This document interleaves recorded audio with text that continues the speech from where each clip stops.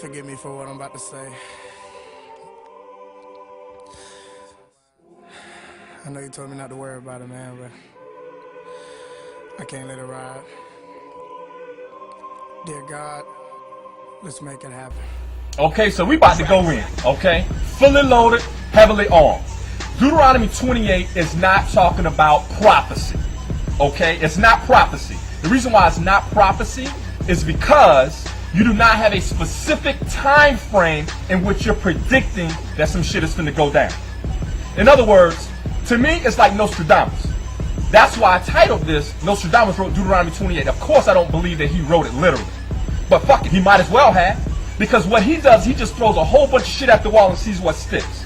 That's why, no matter where we are in time, specific people are jumping up saying, oh shit, that was in this quatrain. Oh my God, that was in this shit. That's fulfilled. No, he just threw so much shit out there.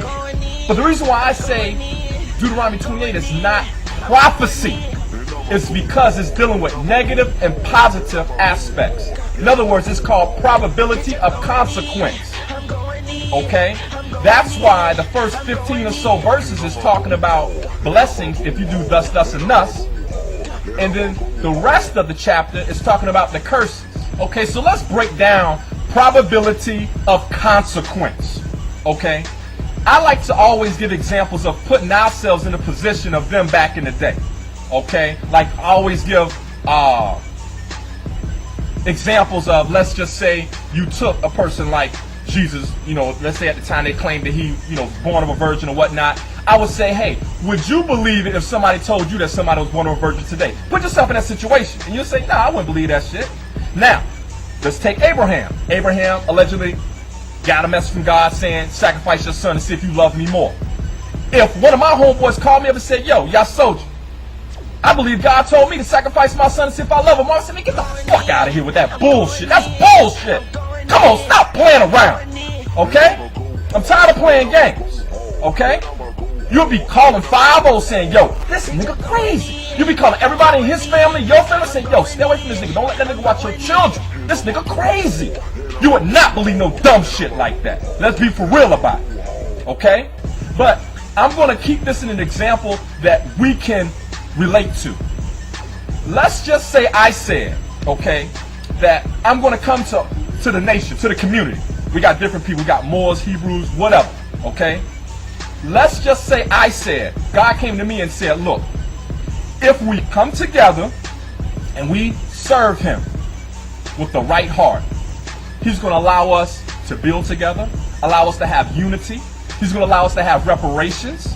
He's going to allow us to have property of our own, become sovereigns, and live peacefully, have things, you know, have the benefit from the fruit of the land. I'm giving you all the blessings that he would give us. Now keep this in mind because I'm being particular about the word reparations. I'm being particular about sovereignty because these are key situations, these are key topics, okay, that we're going through today. These are key issues that we're dealing with today that we want to achieve. So we would see that as being something of good value, a benefit if that occurred.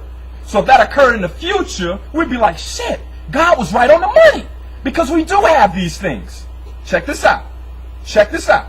Now, if I came and I said, but if you choose not to serve the Lord God with all your mind, body, and soul and keep his laws, guess what he's going to do?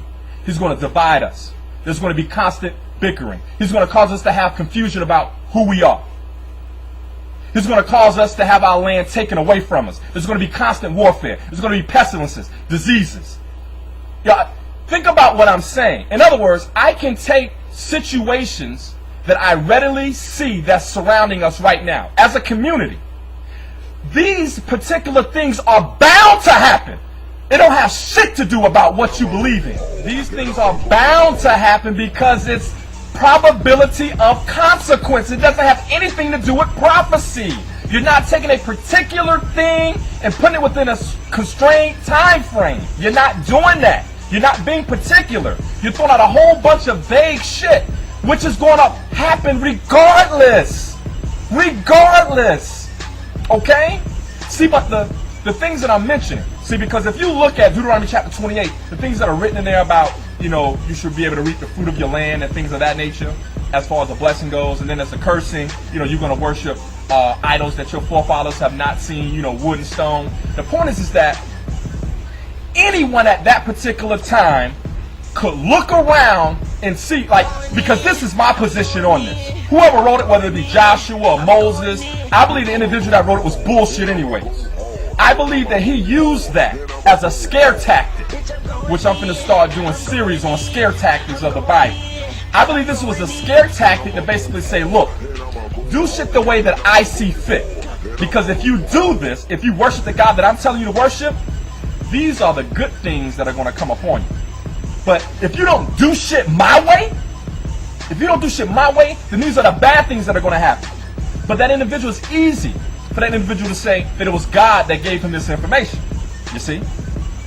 So, you're looking at a time frame, if we take, let's just say, this shit was written in 1500 BC or 2000 BC, whenever it was written, whatever. That means you have 3,500 to 4,000 years for all that shit, for people to just look back and say, God damn, okay, shit, that's happening in my day. Keep this in mind. I got so many fucking thoughts going through my head, it's just crazy right now because this shit kills me. Keep this in mind. When you look at the New Testament, and I know y'all niggas who are just Old Testament to knock only people are going to be like, I don't know, but this is the example that I'm giving you. Even at that time, they thought that Jesus was going to come back during their time. Okay? And we live during an age where every year, when people are born, they think Jesus is going to come back in their time. In other words, people always think that they're that chosen generation to where they're going to see this shit occur. Or anything that's going to happen, whether it be Armageddon, whatever, they believe they're living during that time. Because we are a people of thinking that the shit is going to happen, that we're special, it's going to happen on our watch. That's what we think. You see? So what I'm saying is, when you look at these things, it allowed, we have at least 3,500 to 4,000 years for any of these probabilities to occur. So anyone throughout their generations can say, yo, I can relate this to my time. Holy shit, this is me. I don't know anybody. And if you say that you're the exception, I think you're a damn fool. And I think you're foolish for even thinking that you can convince somebody like me otherwise. That when you read Deuteronomy 28 on your own, that you said, oh shit, this is talking about us in America. Get the fuck out of here. It's no way that you thought some dumb shit like that. Somebody showed that to you. Somebody said, yo, brother, because somebody showed it to me. And when they showed it to me, then I said, oh, shit. Damn, yeah, that fucking makes sense. But when you look at it, that shit can fit anybody. It can fit anybody.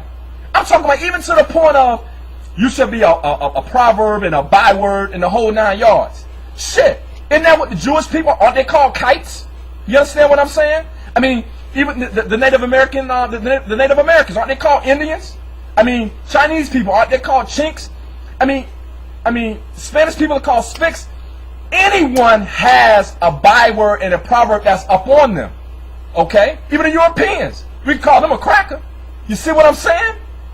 Because anyone can fit many of those blessings and curses which are labeled there. And I'm not finna go through them all because it's fruitless. It's fruitless. But if you examine it and not be biased on what you're trying to find,